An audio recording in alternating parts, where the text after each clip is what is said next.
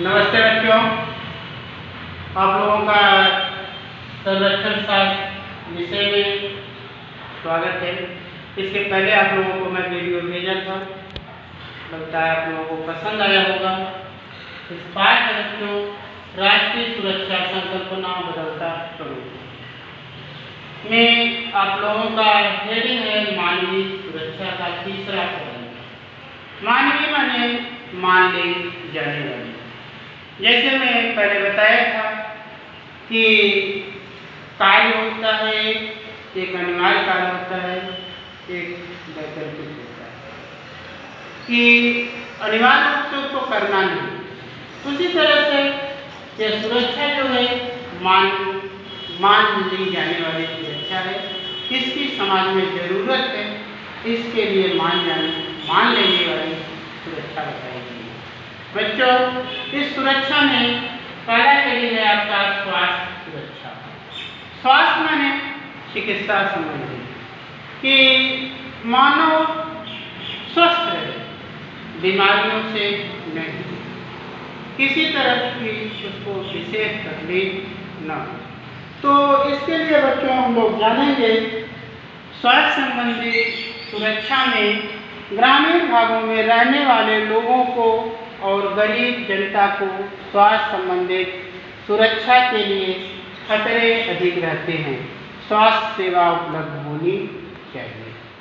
स्वास्थ्य सुरक्षा में बच्चों आज भी हमारा भारत देश टेक्नोलॉजी विज्ञान की देन से बहुत आगे जा चुका है। फिर भी आज हमारे क्षेत्र में, हमारे देश में बहुत सारे ऐसे ग्रामीण हैं या ऐसे गरीब वर्ग के लोग हैं जिनको सारी साधन सुविधाएं नहीं मिल पाती। अभी भारत सरकार द्वारा सरकारी अस्पतालों की स्थापना की जाती है, बनाए जाती है, सुविधाएं मिलती नहीं। उसके लिए भारत सरकार काफी रुपए को भी खर्चा करती है, धनराशि को भी लगाती है, लेकिन सुविधाएं वह हर जगह नहीं पहुंच पाती। शहरों में मानिए अस्पतालों की स्थापना हुई है, अभी ग्रामीण क्षेत्रों में चले जाइए, वहाँ पे साधन सुविधाएं नहीं मिल पाती हैं। और जिनको साधन सुविधाएं नहीं मिल पाती हैं, अगर वह व्यक्ति गरीब है, गरीबी के नाते उसके पास पैसे नहीं हैं, तो भी वह इतना इलाज नहीं करा पाता है। गाँव में भी तमाम बीमारियाँ होती हैं, जैसे अभी कोविड-19 कोरोना वायरस का फैलाव है, त्रस्त हैं लोग, तो शहरों में अस्पतालों पे जगह जगह सारी सुविधाएं की जा रही हैं, लेकिन ग्रामीण क्षेत्रों में भी सुविधाएं हैं। वाहन की सुविधा भारत सरकार ने आज के समय में किया है, फ्री सेवा दिया है, उससे जाकर लोग इलाज करा सकें। लेकिन अभी हमारा देश इतना विकसित नहीं है कि जगह जगह पे अस्पतालों की स्थापना की जाए। तो स्वास्थ्य संबंधी ऐसी सुरक्षा के लिए भारत सरकार को ऐसा कदम उठाना चाहिए कि छोटे छोटे कस्बों के कई हिस्सों को लेकर वहाँ पे ये सारी स्थापना करके सारी जानकारी को देकर लोगों को चिकित्सा संबंधी जानकारी देनी चाहिए या सुविधा देनी चाहिए। सबसे पहले तो जागृत करना है, जैसा कि गरीब वर्ग बताया गया है, इसमें ग्रामीण बताया गया। इनको जागृत क्या करना है, बताना होगा कि ऐसे वातावरण में रहने से बीमारियां होती हैं, ऐसे मच्छर काटने से मलेरिया और डेंगू होता है जो कि जानलेवा है। ये सारी बातों को लोगों तक जानकारी होनी चाहिए, चिकित्सकों के माध्यम से प्रचार प्रसार होना चाहिए। तो बच्चों, आप लोगों का इसी क्रम में अगला हेडिंग आएगा पर्यावरण सुरक्षा। बढ़ती जनसंख्या और तीव्र गति से होने वाले औद्योगिकरण के कारण पर्यावरण संतुलन पर भारी दबाव पड़ रहा है। बच्चों, आज हमारे देश की आबादी दिन प्रतिदिन दिन दूना रात चौगुना बढ़ रही है। इससे क्या हो रहा है, लोगों की आवश्यकताएं कम हो रही हैं, भरण पोषण या जरूरत की चीज़ों की पूर्ति नहीं हो पा रही है, और साथ साथ ग्रामीण क्षेत्रों में भी शहरों को छोड़कर सस्ती ज़मीनों को खोजने के चक्कर में लोग ग्रामीण गाँव की तरफ बढ़ रहे हैं, बाहर की तरफ बढ़ रहे हैं। तो वहाँ पे उद्योग धंधे लगा रहे हैं, मिल फैक्ट्रियाँ लगा रहे हैं, उससे निकला हुआ धुआं, उससे निकला हुआ केमिकल रहित पानी, केमिकल भरा हुआ पानी ये दूषित होता है, पर्यावरण को दूषित कर रहा है। इससे मानव क्या हो रहा है, रोगी होते चला जा रहा है। इसके लिए भी नियम बनाए गए। भारत सरकार ने चिमनियों की हाइट बढ़ाने का काम, कि चिमनियाँ ऊपर हो, नालों का निष्कासन, पानी का निष्कासन हो, या खुले में इधर उधर इसका फैलाव न हो, लोगों को किसी प्रकार का रोग न हो, वह मार्गों पर न आए या रास्ते में न आए, किसी प्रकार की किसी तरह की बाधा न फैले, बाधा न उत्पन्न हो। इसके साथ साथ पेड़ पौधों का भी वृक्षारोपण हो रहा है। कई हजार लाख पेड़ हमारे देश में हर वर्ष लगाए जाते हैं। ये सारी बातों को देख रेख करने से हमारा पर्यावरण क्या होगा, अच्छा होगा। और ज़्यादा से ज़्यादा अभी ग्रामीण क्षेत्रों में चले जाइए, ईंट भट्ठे वगैरह हुआ करते हैं, आज भी उनकी हाइट चिमनियों की उतनी ऊँची नहीं है, जिसके नाते ग्रामीण क्षेत्रों में जो फलदार वृक्ष हैं वो नष्ट होते जा रहे हैं। बच्चों, ऐसा नहीं है कि मानव ही दुखी होता है इससे, पर्यावरण से वृक्ष, पेड़ पौधे, जानवर भी परेशान होते हैं। जैसे अभी आप लोग देखे होंगे, ध्वनि प्रदूषण होता है, ध्वनि का अधिक निकलना होता है, तो बधे हुए जानवर भी उछल कूद करके भागने लगते हैं। ये पर्यावरण ऐसा है शांत और अच्छा होना चाहिए, चाहे वह औद्योगिक क्षेत्र हो, चाहे वह ग्रामीण क्षेत्र हो, चाहे शहरी क्षेत्र हो, हर आदमी के लिए नुकसानदायक हुआ करता है। तो ऐसी प्रक्रिया में मानव को अपनी सुरक्षा के साथ साथ नियमों का भी ध्यान देना होगा। नियमों को ध्यान देने से लोगों का जीवन सुखी हो सकता है, अच्छे कार्यों को कर सकते हैं, उनका विकास हो सकता है। बराबर। तो इसी तरह में बच्चों, इसी कड़ी में आप लोगों की अगली यदि है व्यक्तिगत सुरक्षा, स्वयं की सुरक्षा, मानसिक यंत्रणा, युद्ध, अपराध, पारिवारिक हिंसा, बलात्कार, बच्चों का शोषण आज सामान्य लोग अनुभव करें कि वे सुरक्षित हैं। सभी प्रकार के हिंसा से उनका संरक्षण होना चाहिए। बच्चों, आज सामान्य वर्ग या सभी लोग इस बात का अनुभव करें कि क्या हम सुरक्षित हैं। तमाम प्रकार की समस्याएं हैं, मानसिक यंत्रणा है, मानसिक तनाव है। क्यों है? साधनों को लेकर है, कामकाज से लेकर है, ईर्ष्या द्वेष से लेकर है, ये सारी समस्याएं हैं।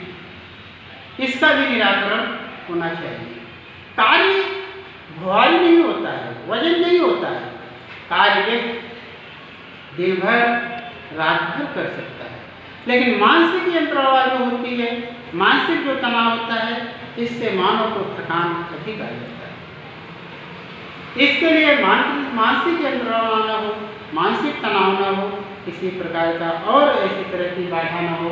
इसमें और बताया है युद्ध, अपराध, पारिवारिक हिंसा। युद्ध भी आज देखिए हमारे देश में, भारत देश, चीन हमेशा या पाकिस्तान अपनी सेनाओं को भेजकर अशांति फैलाए रहता है। यह क्या है? एक तनाव। इससे मानव दुखी रहता है, उसके बारे में परेशान रहता है बातों को लेकर। ये सारी बातों को, ऐसी भावना मानव का ही दुश्मन बनते जा रहा है, चाहे वह मानसिक रूप से हो, चाहे युद्ध रूप से हो, चाहे पारिवारिक रूप से हो। तो मानव अगर सही समझ ले कि खुद को शांति चाहिए, तो सामने वाले को शांति मिल सकती है। जब खुद शांति का जिस दिन वह अनुभव नहीं करना सोचेगा, तो सामने वालों को भी समस्याएं होती रहेगी। तो ऐसी प्रक्रिया में, ऐसे समय में मानव को तमाम तरह की प्रक्रियाओं को, अपने विचारों को बदलना चाहिए। ऐसा जो अपने से ऊपर हुआ करते हैं, उन लोगों के दबाव, प्रेशर या मानसिक तनाव द्वारा ये सारी समस्याएं उत्पन्न होती हैं। पारिवारिक लेकर हिंसा होती है, आपस में भाइयों में, परिवारों में, लोगों में, जगह जमीन को लेकर, रुपए पैसे धन दौलत को लेकर नहीं कुछ है, ईर्ष्या द्वेष बसी, लोगों को तंग करना, परेशान करना, ऐसा होता चला आ रहा है। लेकिन इस बात को मैं जानता हूँ कि जो व्यक्ति शांति नहीं चाहता है, अशांति फैलाना चाहता है, वही ऐसे कार्यों को किया करता है, क्योंकि बिना दो व्यक्तियों के टकराव के अशांति हो ही नहीं सकती है। आज देखिए बलात्कार, लड़कियां, महिलाएं आज हमारे देश में अपने आप को क्या सुरक्षित महसूस करती हैं। कहीं आते जाते समय अपने आप को, अपने विचार में, उनके मन में दुविधा, डर बनी रहती है कि किसी प्रकार का कोई हमसे लूट खसोट, छीना झपटी न करे। तो ऐसी प्रक्रियाओं में ऐसा करने वाला इंसान भी, एक इंसान से डर रहा है। ऐसा क्यों? ऐसा इसलिए है कि अपने आप के अंदर घमंड, अहंकार, इसका रीजन ये है, हम उससे बलशाली। ऐसा कब होता है? जब आप सामने वाले को जिस दिन कमजोर समझने लगोगे, उसी दिन से समस्या उत्पन्न होकर सामने आने लगेगी। तो इसके बारे में बच्चों, ये किसी व्यक्ति का दुख का कारण मत बनो। खुद शांति रखो, सामने वालों को भी शांति रखनी, नहीं तो समस्या दोनों में होगी, टकराव दोनों में हो सकता है। तो बलात्कार है, बच्चों का शोषण है। आज हमारे देश में बच्चे शोषित, भारत सरकार ने 14 वर्ष के बालक बालिकाओं के लिए शिक्षा को अनिवार्य किया है, लेकिन फिर भी अभी आप जाइए देखिए तो सड़कों पे काम करते, होटलों में काम करते बच्चे पाए जाते हैं, मीट फैक्ट्रियों में काम करते पाए जाते हैं। इससे क्या होता है? भारत सरकार को नियम बनाना पड़ता है कि 14 वर्ष के बालक बालिकाओं को आप काम पे नहीं लगा सकते, क्योंकि उनको शिक्षा ग्रहण करने का वक्त है, समय है, और जब शिक्षा नहीं ग्रहण करेंगे उनका विकास नहीं होगा। तब तक वो अपने अधिकारों को, अपने सम्मानों को, अपने कर्तव्यों को भली भांति से समझेंगे। तो ऐसे शोषण को रोकने के लिए, ऐसा शोषण होता था, आज भी लोग चोरी छिपा किया करते हैं। इसके लिए भारत सरकार ने ऐसे नियमों को लागू करके कार्य को किया है कि ताकि ये सारी समस्याओं का निराकरण हल हो सके। और मानव जिस दिन इस बात को समझ जाए कि ये सारी समस्याएं एक मानव के ही द्वारा उत्पन्न होती हैं या मानव के ही माध्यम से होती हैं, तो ये समस्याओं का समाधान शीघ्र ही, जल्दी ही खत्म किया जा सकता है। नियम कानून कायदे के पहले ही खत्म हो सकता है। तो बच्चों, ये जितनी बातें आप लोगों को बताई जा रही हैं, ध्यान देना, सुनना, समझना, इसके बारे में जो भी समस्या आप लोगों को लगती है पूछना। हमारे ख्याल से ये सारी बातें आप लोगों को समझ में आती होंगी। अगला आप लोगों का है सामूहिक सुरक्षा। अगली हेडिंग है आपकी सामूहिक सुरक्षा। परिवार, समुदाय, जात अथवा मानसिक गुट आदि में निवास करने से लोगों को सुरक्षित महसूस होता है। ऐसे गुट व्यवहारिक रूप से सुरक्षा की भावना से वृद्धि करते हैं। बच्चों, आज हमारा समाज या हमारे देश के लोग भिन्न भिन्न जातियों में बटे हुए हैं। मानव से घृणा कर रहा है। कोई अपने आप को उच्च जाति बताता है, कोई निम्न जाति बताता है। उच्च जाति बताकर अपने आप को उच्च स्तर का समझता है, निम्न जाति के लोगों को अलग तरह से समझता है। ऐसी विचारधारा टूटी हुई है। मानव जाति इस धरती पर है। ये तो जातियों में बांटने का काम किसने किया? हमने और आपने, लोगों ने किया। कामों के आधार पर लोगों को जातियों में बांट दिया। लोहे का काम करने वाला, लकड़ी का काम करने वाला बढ़ई हो गया, चमड़े का काम करने वाला अलग कोई हो गया, शिक्षा उपदेश देने वाला अलग कोई हो गया। इससे आपस में मानव के अंदर तनाव उत्पन्न होता है, वैर उत्पन्न होता है, पारिवारिक संबंध में विच्छेद आता है। तो ऐसी समस्याओं से बचें, ऐसी भेदभाव से बचें। लोगों को ये सारी कार्यों को करने के लिए, चाहे वह मानसिक है, वंशों के आधार पर लोग कहते हैं हमारे दादा, हमारे पिता, हमारे भाई ऐसा करते थे, इसके नाते मैं भी ऐसा करूँगा, ये गलत है। ऐसा करना, ऐसा सोचना, ऐसा मानना गलत है। आपस में तनाव, आपस में लड़ाई झगड़े होते रहेंगे। सामाजिक सुरक्षा के लिए जातियों में बंटवारा करना, धर्मों के आधार पर बंटवारा करना, परिवार के आधार पर बंटवारा करना, वंशों के आधार पर बंटवारा करना, ये बिल्कुल गलत है। थोड़ा सा संविधान ने भी हमारे खुलासा किया है। आरक्षण में जातियों का नाम देता है, उसमें अनुसूचित जाति, अनुसूचित जनजाति या महिलाएं या पुरुष ऐसे लोगों को बांटता है। तो जातियों को लिखना, जाहिर करना थोड़ा सा लोगों के लिए अच्छा समझ में आता है और सरल लगता है कि जाति में हम अपने आप को सम्मिलित करेंगे तो हो सकता है कोई आरक्षण संबंधी सुविधाएं। कोई जातियां नहीं थी, मानव अपने मन से जातियों का निर्माण किया, जातियों को बनाया। क्या एक उच्च जाति का व्यक्ति एक निम्न जाति के व्यक्ति को उनमें कोई अंतर पाया जाता है? कतई नहीं पाया जाता है। उसका भी खून लाल है, उसका भी खून लाल है, आपका भी खून लाल है, मेरा भी खून लाल है। चार लोगों को मैंने बताया, चारों चार जातियों में आज बटे हुए दिखाई देते हैं, चारों का लेकिन खून लाल है।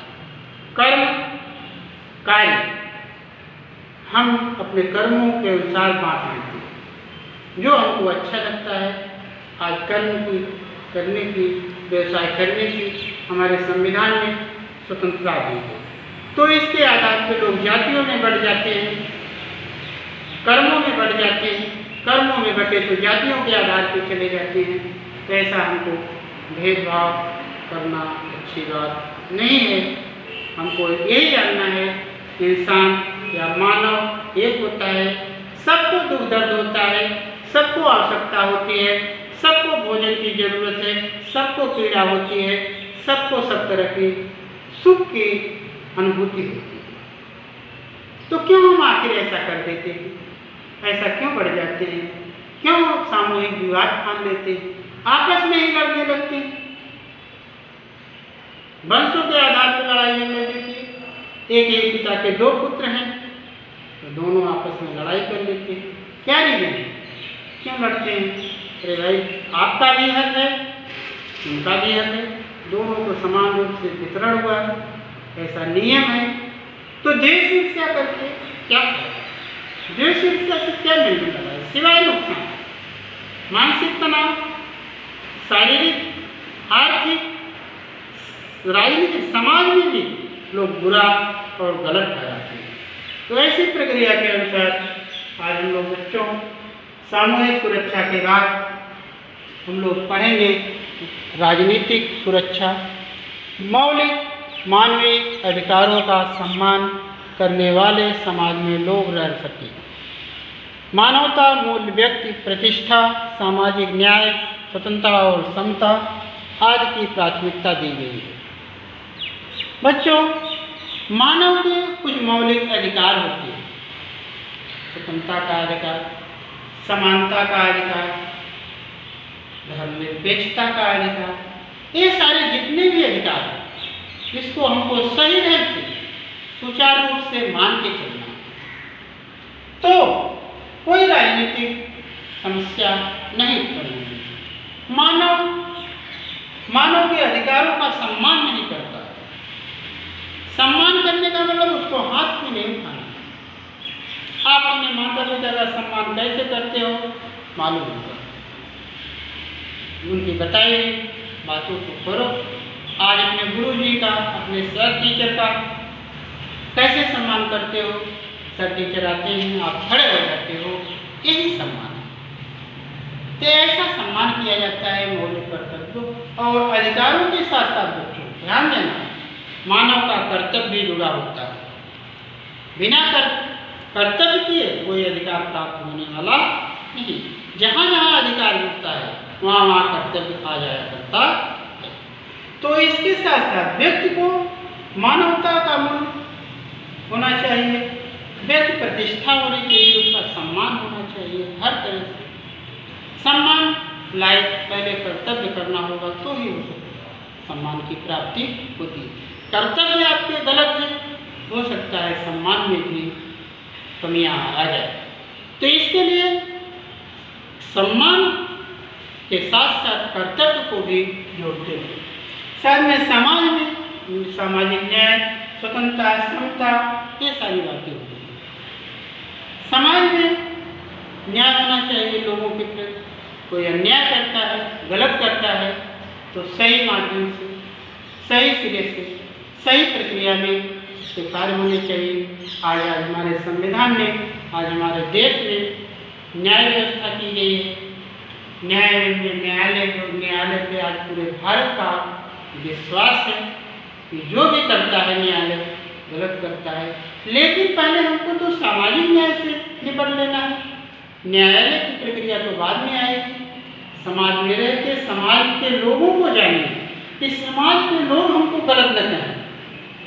लेकिन जब समाज में लोगों में जब निकल के बात करोगे, अपना अस्तित्व रखोगे, अपना सम्मान कर रखोगे तो बात आएगी। और घरों में बैठे रहते, घरों में रहने से लोगों से मुलाकात होगी, अपने मन से जो चीज़ों को मान लोगे तो बिल्कुल गलत ही माना जाएगा। हर चीज़ तक अदालत के ही या न्याय पे ही निर्भर हो जाएगी। स्वतंत्रता है, इससे पहले अंग्रेजों को मैंने आप ही लोगों को इतिहास के माध्यम से बताया। अंग्रेज भारत को पूरा कब्जे में किए थे, बात कर देते थे कार्यों को करने के लिए, कोई स्वतंत्रता नहीं थी। लेकिन जब हमारा देश 15 अगस्त 1947 को आज़ाद हुआ तो उस समय बाबा साहब अम्बेडकर ने स्वतंत्रता समानता का अधिकार दिया।